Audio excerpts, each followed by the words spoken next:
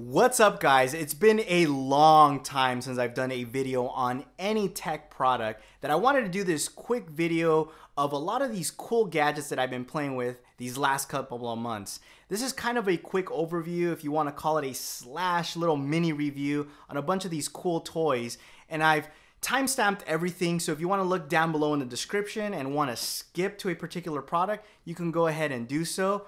So without further ado, let's get started. So let's kick things off with the Moto 360. I've been an early adopter of smartwatches since the first Pebble came out. Matter of fact, I still use my Pebble. I took it to my trip to Hawaii a couple of weeks ago, primarily because I can get a full week or just about a whole week without having to charge my device. Also in direct sunlight, since I was going to be outside most of the time, I can see it without any problems. Now the Moto 360 is not going to give you a whole week. You're going to have to charge it every day, but it is going to give you a lot of features and functionality that the Pebble smartwatch does not offer. For example, you're going to be able to have a touch screen. You're going to have a lot of different sensors to take advantage of, like for example, the heart rate monitor. You're going to be able to have a pedometer that isn't really accurate, but it's there. You're also going to have, which is probably my favorite feature, is being able to use voice to activate Google Now. So those are some of the features that you're going to be able to have on the Moto 360 compared to the Pebble smartwatch. But to me, probably one of the coolest ones. I know it sounds kind of odd that I'm saying cool because it doesn't really offer anything, but it looks great. I think that the Moto 360 compared to any smartwatch is hands down beautiful. I get compliments everywhere I go. So that's something that to me gives it an edge over any smartwatch available today. That circular design.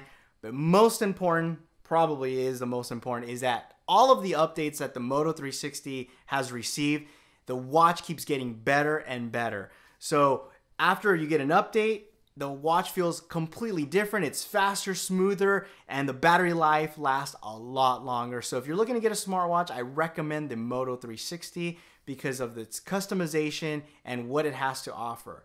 Moving on to my next product is the Fire or Amazon Fire TV.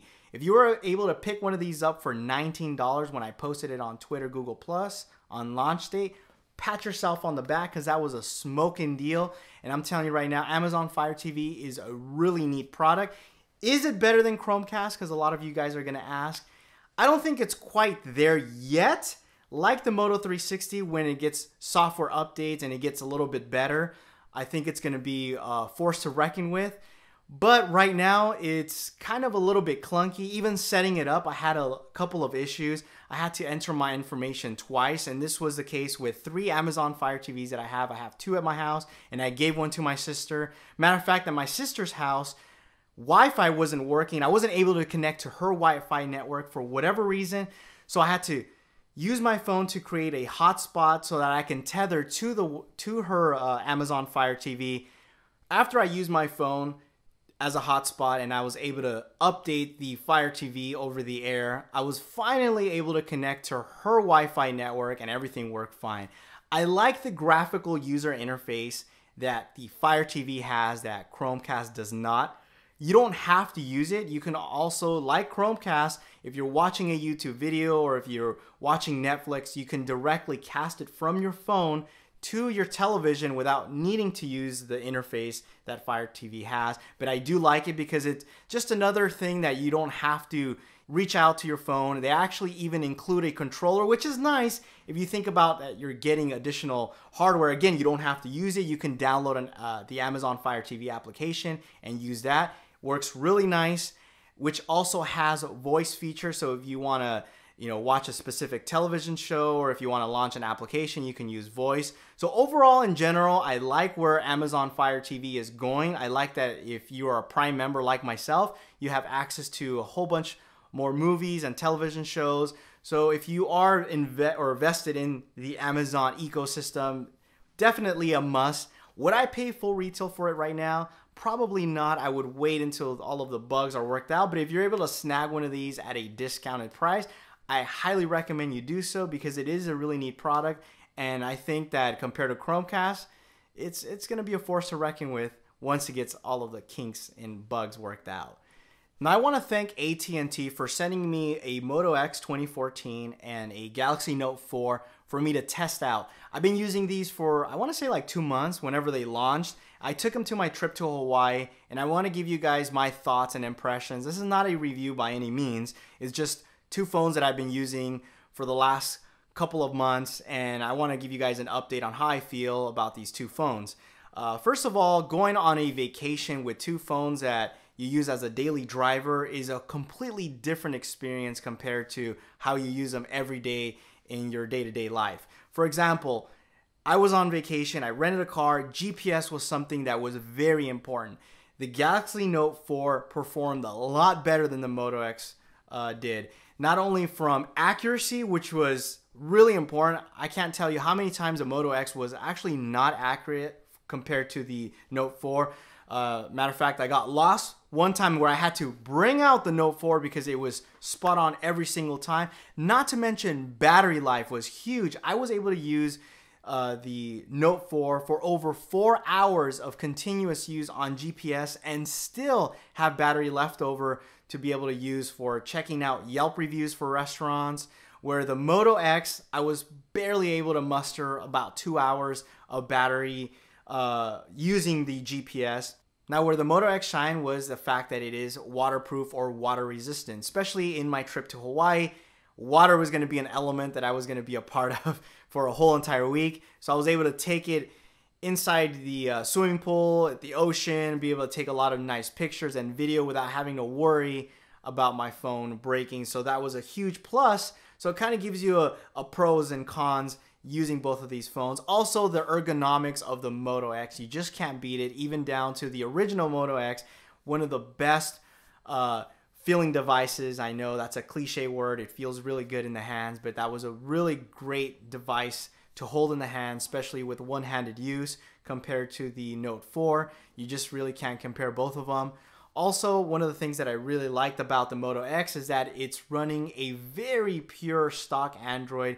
So it's non-obtrusive, it feels like a Nexus device, and it has just the amount of touches, features that I like, that I would use on the device compared to the Note 4. The Note 4 just has tons of features. Not that they're bad, but it can get overwhelming. And I'm sure after you use it for a couple of days, you get used to it. But for me, using really stock devices or stock Android, more vanilla approach, I really enjoyed using the Moto X over the Note 4. Overall, both of these devices are really good in what they are good at, and what they're bad at, well, they're not very good at.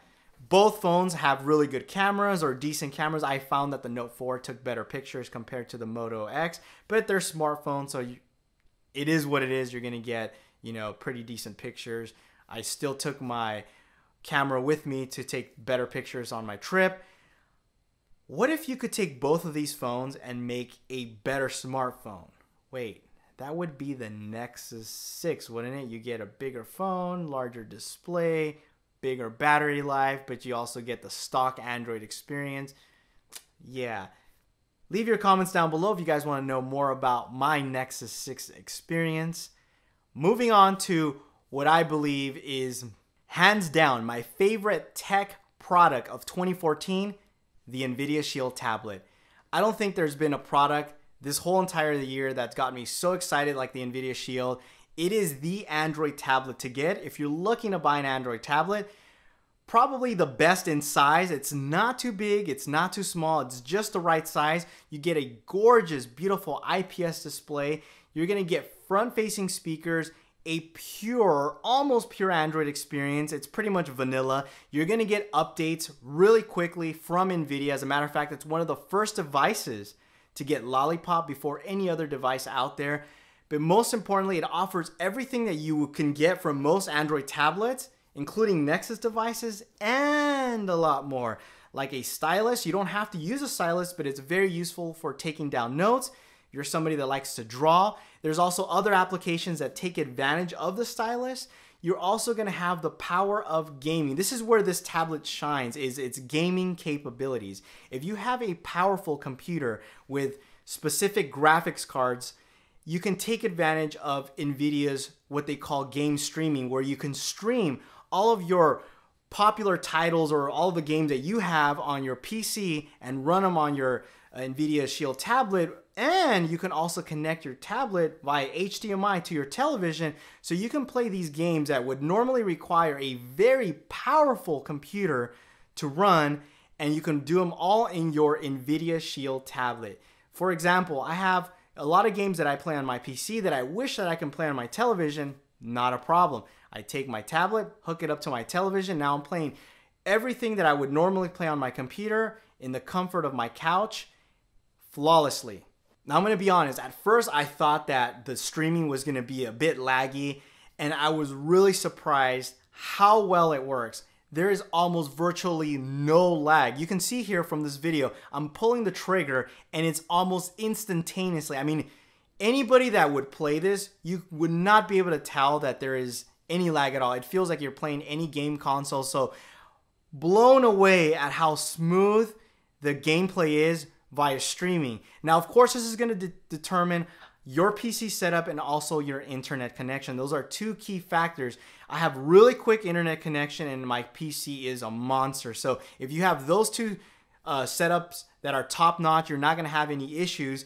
So while I'm playing downstairs all of my favorite titles, upstairs in my office, my computer is rendering all of the graphics, streaming it over to my tablet without any issues.